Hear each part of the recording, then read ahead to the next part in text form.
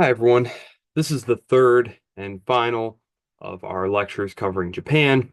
In lecture one, we introduced its national anthem, or tried to introduce the flag, some famous landmarks, and then did a quick blitz through Japanese history, in paying particular attention to its political history. And we carried over that discussion to the beginning of the second lecture, where we reviewed the various basic political divisions, which Roskin highlights in your book. The most important of which is the Meiji Restoration period, we said, which kind of kicks off modern Japanese history, which is really what we're interested in here. Not that patterns of interaction didn't carry over, as we talked about, particularly in terms of the social elite, the social and business and political elite. However, in terms of understanding how we got to today, certainly that is the place to start. In that second lecture, then we went over the political institutions, the emperor, the prime minister, the diet, the court. We talked about how the elections work, how often they occur, how many members are in each of the houses. And so in this final one, we're going to be talking about patterns of interactions. We and Sort of what the Japanese argue about. What are the big issues? One thing that I forgot to mention that we did in the second lecture is we talked about a theme that we have seen in Britain, in France, and Germany, and that is the power of bureaucrats. That these ministries, which are run by permanent government employees, these bureaucrats, that they essentially run the government. This is something that's brought up over and over and over, and it's well worth repeating because it's something here that's going to be brought up again in the context of the Japanese political leaders trying to fix Japan's political economy. It's something that we saw in France and Germany and Britain as well, is you have these ministries that are very closely connected with these interest groups, which are very closely connected to the political leadership. And so the structural reforms, the major changes to the economy that need to be made aren't able to be made. And instead, band-aids are slapped on there that only make things worse. It's like you have an infected cut and you just slap a band-aid on there and forget about it. So we'll get into that. Um, I'll just share this PowerPoint slide here with you, and then I'll get started. The snow has begun. I don't know if it's begun where you are. Temperature is dropping. It's getting quite cold though. So here we go. We'll move through these here. And I think I'll leave us right here because I'm going to make some references to the political parties here in just a moment. So, Japanese political culture here. A lot of this ties back into history, and so let's start with one of the debates that has been going on for quite some time, and that is whether or not the Japanese should rearm. And this, of course, is tied into its history. We talked about the many millions of deaths that occurred during the Second Sino-Japanese War, which ran up into the Second World War. We talked about its occupation of the Korean Peninsula, and when uh, when the when the occupation forces, when MacArthur's forces wrote up the new Constitution, they put a no war clause into the Constitution. That's Article 9, stipulating that military forces will never be maintained in Japan. Um, and This was later revised in the context of the Cold War, particularly after Korea in 1954. A law allowed Japan to build quote unquote self-defense forces. And these still exist to this day. They are they're not terribly large. They are highly sophisticated, as you might expect, from a highly developed industrial economy. They don't have nuclear weapons or anything like that, and it's really just a small defense force, 250,000 people, surface ships. They have some blue water naval capability, but it's very small. Certainly nothing compared to the Chinese or the American forces. Um, uh, they live in a dangerous neighborhood, though. Obviously, North Korean ballistic missile tests often splash around Japan. Uh, I mentioned that the fact that MacArthur and the generals brought back a lot of the Japanese government officials who had been governing the country during World War II. Well, basically, they also had collaborators on the Korean Peninsula. And so part of kind of the ideological battle between North and South Korea is that those who are in power in South Korea today were basically the collaborators with the Japanese during the war, and that the North Korean communist guerrillas were the ones who were fighting the occupation forces during the war. And so it's all very complicated. And I mentioned the impressment of Korean women into sex slavery, which is still a very difficult topic and one that Japanese nationalists, as I said, Shinzo Abe at one point denied that had even happened, even though there's quite a bit of documentary evidence to suggest that that is simply not the case. Um, and then, of course, the Chinese very strongly object to the idea of Japan militarizing, and there are all sorts of consequences for that. It's a continuing argument. They're under the U.S. security umbrella.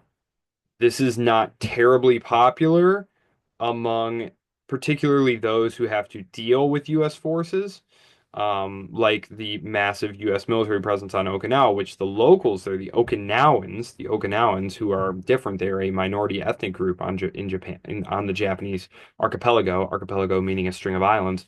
They don't want the base there. They're always trying to get the base closed, but Tokyo, the LDP, they do want the base there, and they don't, pay really any of the costs for it being there. Okinawa is right down there, down here. It's actually out of sight on this map. Oh, there we go, right down there.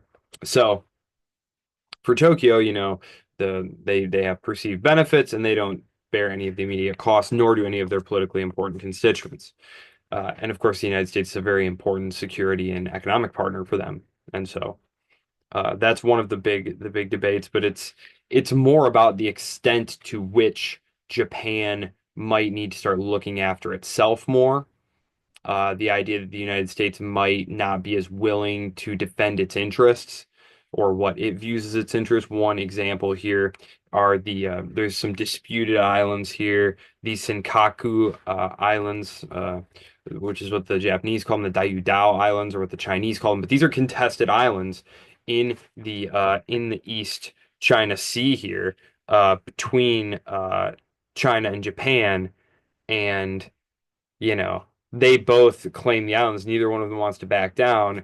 You know, is a U.S. security guarantee supposed to say that Washington will go to war over these rocks? You have kind of the same thing going on down in the Philippines right now, which is obviously further down this way, over these contested, basically sandbars, these shoals, where the Philippine government is claiming these they're not islands, they're like shoals.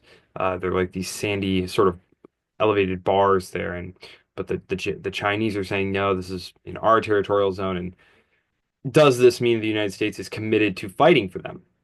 Uh, so in terms of Japan, Japan is wealthy enough and has the technological capability to build more comprehensive defense forces. Will they do it? It is something that continues to be a hot button issue.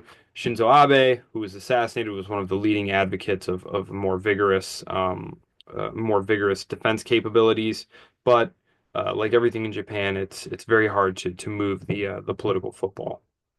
One major problem that's going on in Japan is something that we've seen in a couple of the other cases that we looked at, particularly in Germany. I know I've mentioned it in the context of Italy, is lack of babies, lack of young people, and this all ties into Japan. Japan is an island. It's a series of islands, right? We talked about that. Many of the people are crowded into these cities, and the cost of living is extremely high. There's very little space, and that just naturally tends to put a downward pressure on the birth rate. And the Japanese birth rate is far, far, far below replacement rate. Replacement rate is basically two, really 2.1 one if you want to have a little bit of leeway there. Um, and it's just it's a huge problem here. You don't have enough young people uh, working and spending money, and part of that too is that the economy is so ossified that there's just not enough opportunity in the economy for new businesses to start, for quick hiring, for all the things that you need in order to have young people buying the consumer goods that will stimulate your internal economy. Uh, People essentially, there's like a life cycle, your spending life cycle. When you're young, you spend very little money because you have no money, right? You're a kid. As you're a teenager, maybe a little pocket money, you start contributing to the economy by, buying some goods and stuff. You reach your 20s and 30s, and now you're going to be entering your peak spending years, ideally. You're going to be buying your car, you're going to be buying your house, you're going to be buying your appliances. These are the items that are going to stimulate the economy here. And then your spending tails down as you reach middle age, and now you're entering retirement. Now we're living on a fixed income. We already have a house. We already have a car. We already have all our appliances. Well, again, you have this population imbalance, and you just don't have enough domestic spending going on. And this is one of the things that really government policy was partly responsible for this back in the 80s. um, there's a really good talk by Connell Fullenkamp. If you want to look it up, he's a Duke economist. He was at the IMF for a long time. And he talks about how Japanese government policy, holding down domestic consumption and trying to deliberately keep the yen weak to boost Japanese exports, created a lot of the problems that eventually came home to roost in the 1990s. And then the government, again, intervened in the economy to try and prop up these failing enterprises because of how connected these ministries and the government and these institutions were. And it just made the problem worse and worse and worse. And you've had almost no real economic growth in Japan since the 1990s when you adjust for inflation. When you adjust for inflation, that means you take the growth rate of the economy as measured by GDP or GNP, and you subtract the rate of inflation or the CPI or the PCI, whatever your preferred index of price increases in the economy is, you subtract those two things, basically 1% over the course of the last, 30 years since 1990. It's a huge problem. And it's one of the things that's been a big problem. How do we solve this? And Shinzo Abe had promised that he was going to do three things that they needed to do. He said, "I'm going to use fiscal stimulus, meaning we, the government, are going to spend money on public works and infrastructure and things like this. We're going to engage in monetary easing. That means we're going to ask the central bank to print more money, to lower interest rates, to put more liquidity into the system, make money cheaper. Number three, we're going to engage in structural reforms. We're going to cut regulation, get government out of the way of business and innovation. Remember, there's a party in Japan. It's a marginal party here, the Japanese Innovation Party here. They got 38 seats, and they're right over here, who actually want to go and just slash government regulation and get the government out of the way. Um, Japan has there is, again, there's no such thing as like totally free capitalism, totally free market capitalism, independent of all state control. It's not like you flip a switch and now you have free market capitalism, and you flip the switch and now you have government controlled economy and socialism. It's a dial. It's a dial. Well, in terms of Japan, Japan's dial is turned up pretty high. There is a lot of state intervention in the economy. There always has been. Um, Going all the way back to the immediate post-war years. It was just the bureaucrats who had managed the war economy and the economy prior to the war were put back in charge, and they were the ones who knew how to run a government and a society and industry, and so they were just put back in charge. And we already saw that the LDP, Japan is unique among Western style industrial capitalist democracies in that it has essentially been a one party state for 70 years. The LDP have lost really basically two elections in 70 years. And it's interesting that both of them coincided with intense economic crisis. in the 1990s when after the stock market bubble had popped in the 1990s and was deflating.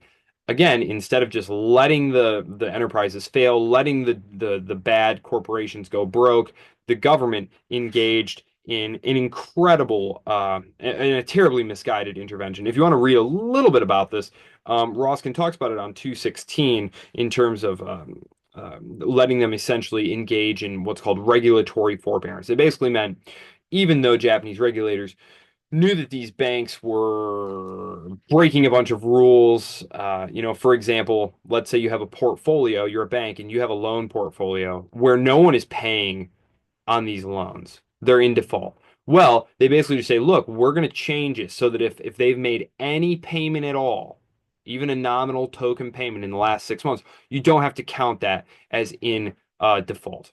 They let them, a lot of these banks held stock portfolios in the companies that they did business with. The government said, hey, we know that your stock holdings have gone way down.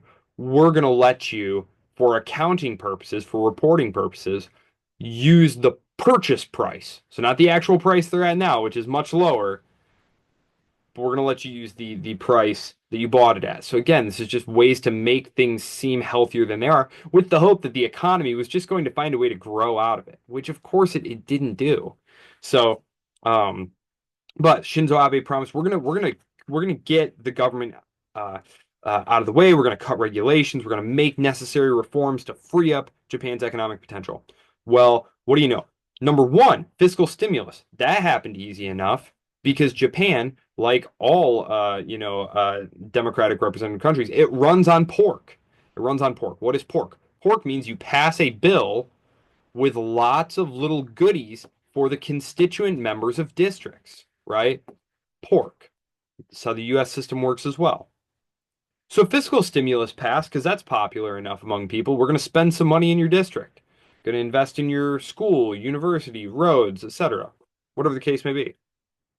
Monetary easing, that was fine. The government just told the central bank, hey, cheapen the price of money. We want to help boost our exports because if your currency, if there's an amount of your currency, and then you print more of it, supply and demand, there's more of it, the value of it goes down. That means people looking to buy things from your economy can buy it cheaper because $1 can now buy more yen worth of product than it could before. So again, this is all very easy, very good. When it came to structural reforms, these were absolutely crushed, strangled in the cradle, didn't happen. And this is because now you were talking about stepping on the toes of powerful ministries and business interests. He wanted to do things like lift import restrictions. Of course, the business lobby resisted that. He wanted to join the Trans-Pacific Partnership on a certain more open terms to cut the trade barrier and correct the trade imbalance. But the farm lobby was adamant about not letting foreign foodstuffs into Japan. And again, people in Japan pay way higher prices for food than they would otherwise. So it's a very, very difficult situation there, and Japan's economy has continued to stagnate. It has a ton of debt. Japan has the highest debt to GDP ratio uh, among any of the G20. It's not even close. It's about 300% of GDP. Um, so it's a huge problem there. Um, there's a huge generational gap in Japanese politics, and I was looking at some public polling today to just kind of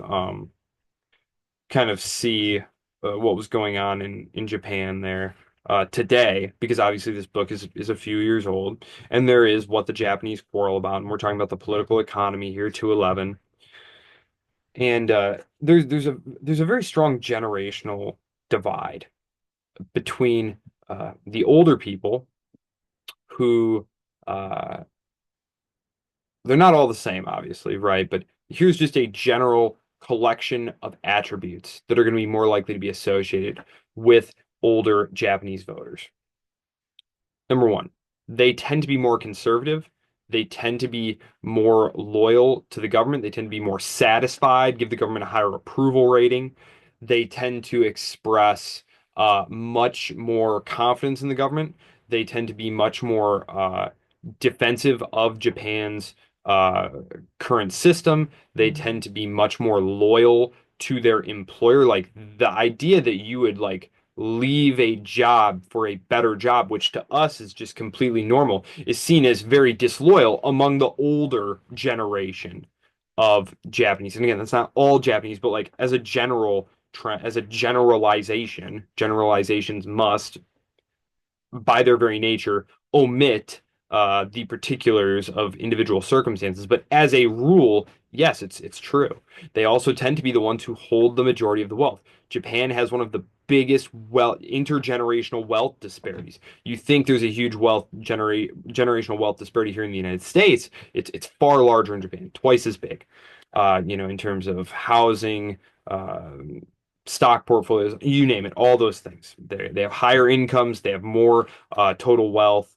And again, there's just those jobs that you could get. You could get a job for life and work that job um, and have benefits, and they wouldn't fire you. That was one thing about Japanese work culture was they literally would go out of their way not to fire people.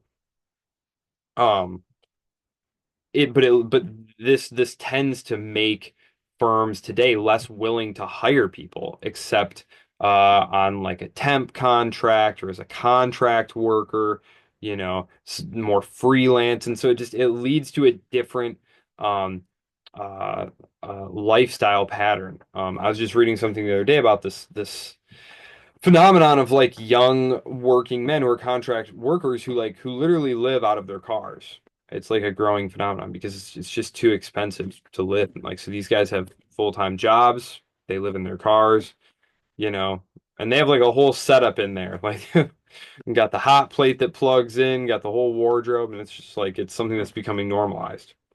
Um, reforms much like France and Italy, we talked about structural reforms needing to happen in France. I think, yeah, France was the one that I talked about, where it's just like give this like blocked society where everyone complains, well, not everyone, but like a lot of people complain that this is a problem. And you get someone in there who says, okay, well, this is a problem. We're running up too much debt. Our entitlement spendings are too high. Okay, we're going to raise the retirement age by 2 years. But what? Everyone starts freaking out protesting. It's like, well, we have to do something. And you all agree this is a problem. We need to do something.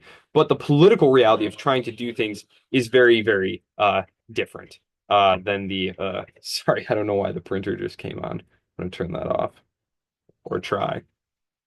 So, um, in terms of corruption, there's actually been a large decline in government favorability ratings in the last couple of years. It is the LDP that's in power, of course, but their approval rating has dropped to 41% across a number of polls, which is very low in Japan.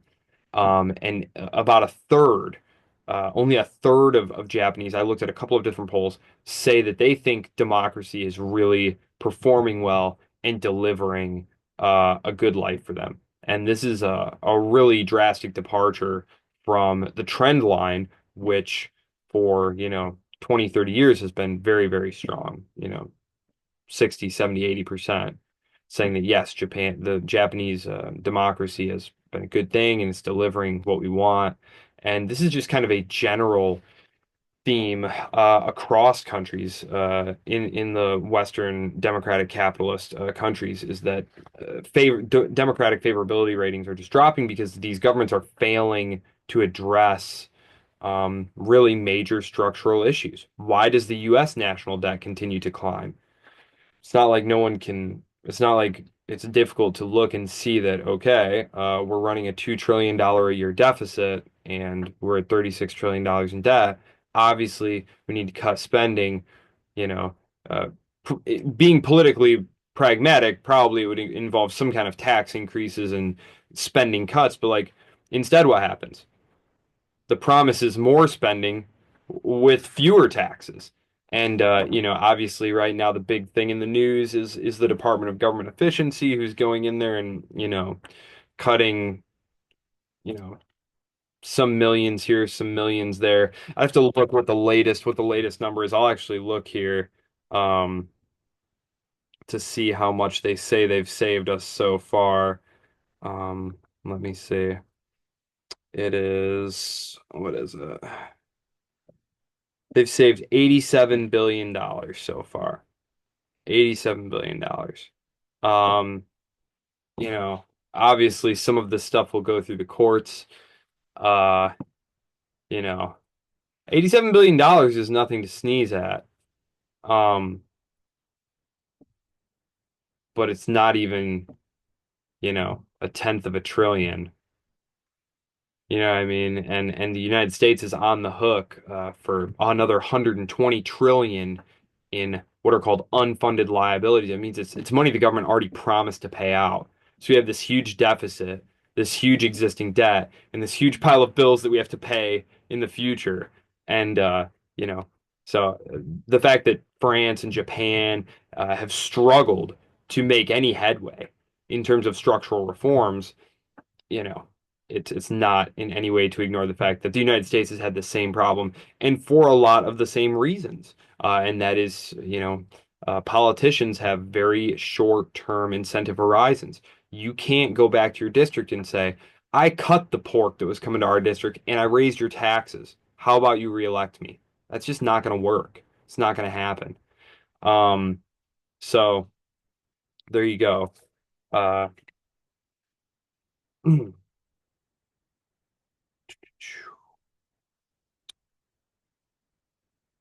Iron Triangle. The interlocking of politicians, bureaucrats, and business people to promote the flow of funds among them. That's definitely going to be an exam question at some point because it's everywhere. One last thing I'll say about Japan is its educational system. Very interesting.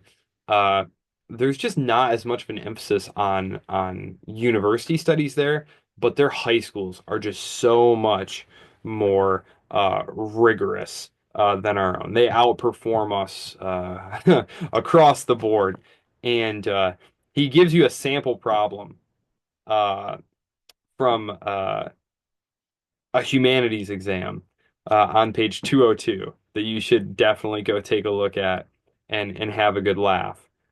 So um,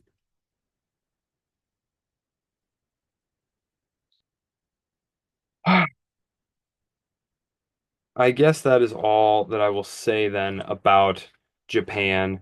It's facing an aging population. It's facing alienation from the political establishment. Something like only like 22% of people now say they like very strongly affiliate with a party. I've seen a variety of polls about that, and it's very, very low. And so you have all these parties here, but no one is really that enthused about what they have to offer. In some of these cases, because they know that they have no chance of influencing the government. In other cases, because they just know that they've failed time and time again to reform the system, and they feel like they're just like things are just treading water here, and uh, you know, maybe even sinking a bit.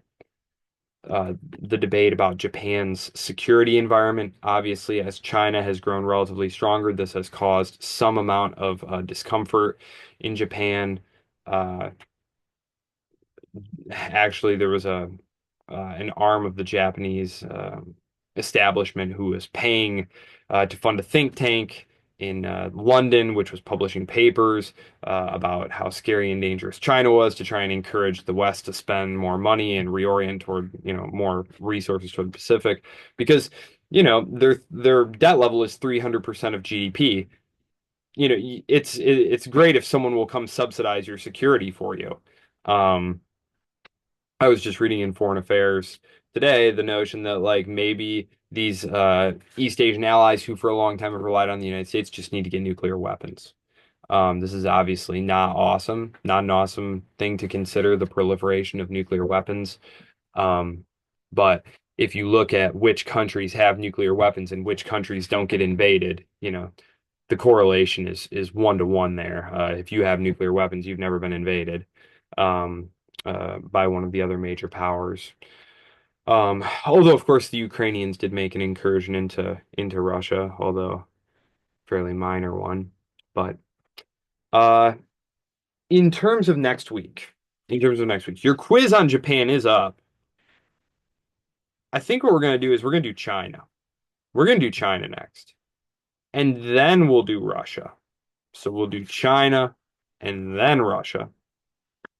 Um, Feel free to email me about anything we've talked about today. One last thing that I want to leave you with is the Independent Institute is doing their annual undergraduate essay uh, contest.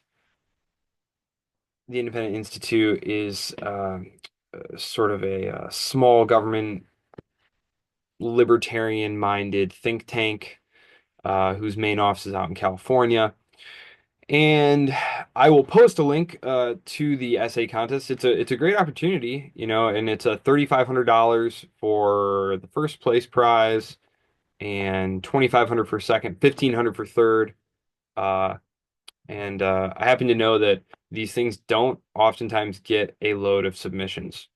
So if you are interested, if you're someone who's interested in politics, political science, political theory, political economy, definitely take a look. I will post a link to that on Brightspace. Thank you all so much, and I look forward to seeing you in person next week.